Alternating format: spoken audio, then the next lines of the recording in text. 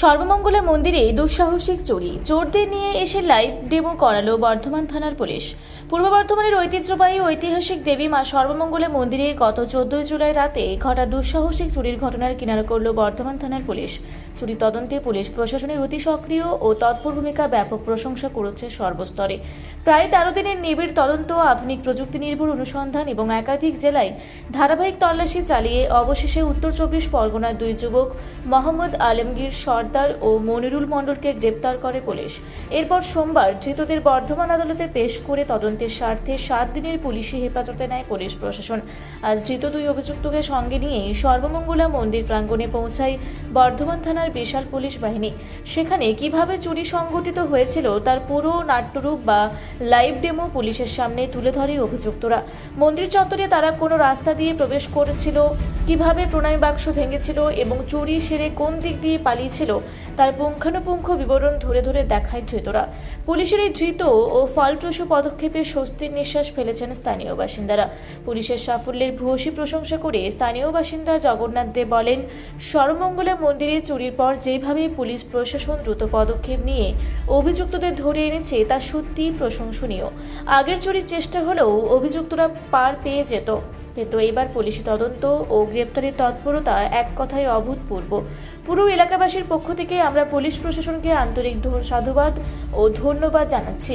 পুলিশের এই সাফল্য এবং অকুস্থলে এনে ঘটনার পুনর্নির্মাণের খবর ছড়াতেই মন্দির চত্বর ও আশেপাশের এলাকায় স্থানীয় বাসিন্দাদের ভিড় জমে যায়। প্রশাসনের এই দায়িত্বশীল ভূমিকায় এলাকার আইন শৃঙ্খলা রক্ষায় সাধারণ মানুষের আস্থা অনেকটাই বাড়িয়ে দিল বলে মনে করছেন সচেতকরা।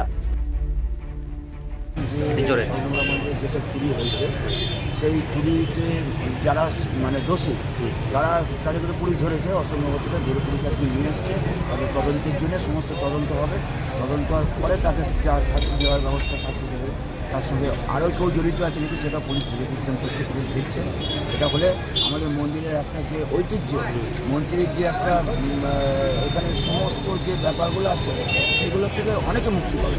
এই যে এত কম সময়ে পুলিশ ধরে নিয়ে এলো, এই যে তাদের দুজনকে এখানে পুলিশকে অসংখ্য ধন্যবাদ। পুলিশ পারে না এমন কোনো কাজ নেই, কিন্তু পুলিশ প্রশাসনকে যদি ঠিকভাবে আরও ঊর্ধ্বতন কর্তৃপক্ষ দায়িত্ব দেয় তাহলে আরও ভালো কাজ করবে। পুলিশ এত অল্প সময়ের মধ্যে যে এই কাজটা করলো, এর জন্য পুলিশকে সর্বমঙ্গলা বাড়ির তরফ থেকে এবং সমস্ত বর্ধমানবাসীর তরফ থেকে অসংখ্য ধন্যবাদ জানাচ্ছি। কজনকে নিয়ে এসছে? মোটামুটি এখন দুজনকে নিয়ে এসছে। এরপরে পরবর্তী সময় এর সঙ্গে কেউ জড়িত আছে নাকি তারা তো বেরোবেই। আপনার নাম? আমার নাম হচ্ছে প্রবীণ ঘোষ। ঠিক আছে। আজকে এই যে গত সপ্তাহে যে সমলা বাড়িতে চুরিটা হয়েছিল, এই চুরির জন্য পুলিশ চোরগুলোকে অশোকনগর থেকে ধরে নিয়ে এসে আজকে সব এলাকায় দেখালো। পুলিশ দারুণ কাজ করেছে। হ্যাঁ, এই যে এরকম কাজ আজ পর্যন্ত কোনোদিন হয়নি সমলা মন্দির চুরি হয়ে যাবে। মন্দিরে এই ধরনের চুরি, তার মধ্যে পুলিশের তৎপর এসে পুরো তারা ঘুরে দেখলো, তাদের সঙ্গে জিজ্ঞাসাবাদ করলো, কি বলবেন? খুব ভালো উদ্যোগ।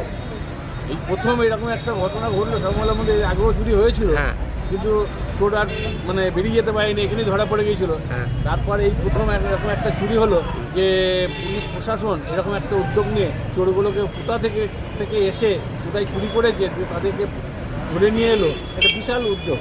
এর জন্য পুলিশ প্রশাসনকে ধন্যবাদ জানাচ্ছি আমরা এলাকাবাসী। এখানে আপনার বাড়ি তো? এখানেই আমার। আপনার নাম? আমার নাম জগন্নাথ।